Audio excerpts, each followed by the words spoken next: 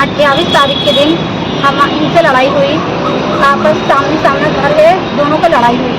उसमें हमारा लोगों का और इनका खाली खाली का नाम आ गया और सामने वाले ने जो कि खुद इनको मारा और पूरा महल्ला वो देखने वाला, लेकिन हम लोगों को आरोपी लगाया और हम लोगों को ही मारा और खुद हम पे गुनाह दाखिल करा और हम ही मार खाए, हम ही गुनाहगार हो गए। और यहाँ पे पुलिस वाले आए 11 बजे हमको लेने, सब जेंट्स थे, कोई लेडीज नहीं था, सबको बुला के लेके गए, ठीक है। और दूसरा हमको सुबह से 11 बजे से बैठा लिया 9 बजे तक शाम को। और एक लड़की भी हमारे साथ नाबालिग, उसको भी कोई कानून ने कुछ भी कार्रवाई हमारे साथ, कुछ भी ना पूछ ना कुछ भी जांच कि क्या हुआ कैसे हुआ, कुछ भी नहीं। सिर्फ नाम लिखे और सिर्फ आपने गुनाह करा है, आप लंबे में जाएंगे, आपने मारा है, बस यही आरोप लगाते गए हमसे। और कुछ सुबह से लेकर शाम तक हमको बैठा के रखा, कोई कुछ भी हमारी अर्जी तो फरियादी लिखी नहीं गई, हमारी कोई फरियादी नहीं लिखी गई और वो आरोपी भी हम हो गए। चल आज अँ अमे 4 वागे પોલીસ કમિશનરશ્રીને એક ફરિયાદ આપીને આવ્યા છે।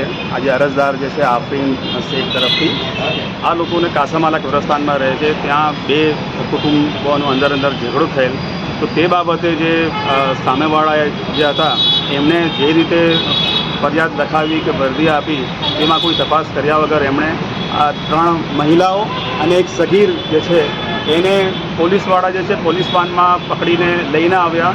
તે પોલીસ વાનમાં કોઈ પણ મહિલા કર્મચારી કે મહિલા પોલીસ સાથે હતી નહીં, એટલે પુરુષ પોલીસ કર્મચારીઓએ મહિલાઓને ડિટેન કે અટક માટે લીધેલા। ત્યારબાદ 28 તારીખે 11 વાગે એમને અહીંયા પોલીસ મથકમાં લાવ્યા અને સવારે 11થી લઈને રાત્રે 9:30 સુધી પણ મહિલા અને એક સગીરને ગેરકાયદેસર અટકાયત કરીને 10-11 કલાક અહીંયા ગોંધી રાખ્યા અને પછી કીધું કે તમે જાઓ, અમે બોલાવ્યું છું ત્યારે તમારે આવવાનું। ત્યારબાદ જે છે 1 તારીખ એટલે ગઈકાલે પણ એમને બોલાયા કે તમારું આધાર કાર્ડ ને બધું લઈને આવો।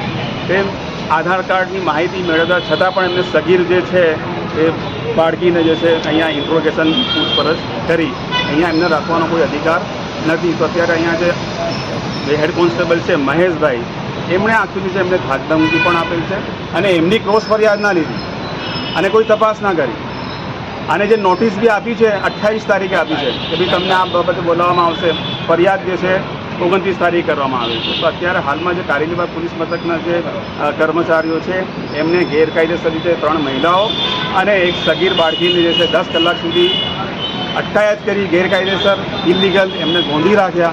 એ બાબતે અમે પોલીસ કમિશનરશ્રીને કમ્પ્લેન કરવા માટે કરેલ છે અને તેની જાણ અને તે બાબતને માહિતી આપવા પીઆઈશ્રીને અહીંયા રજૂઆત કરવા માટે આવ્યા છીએ।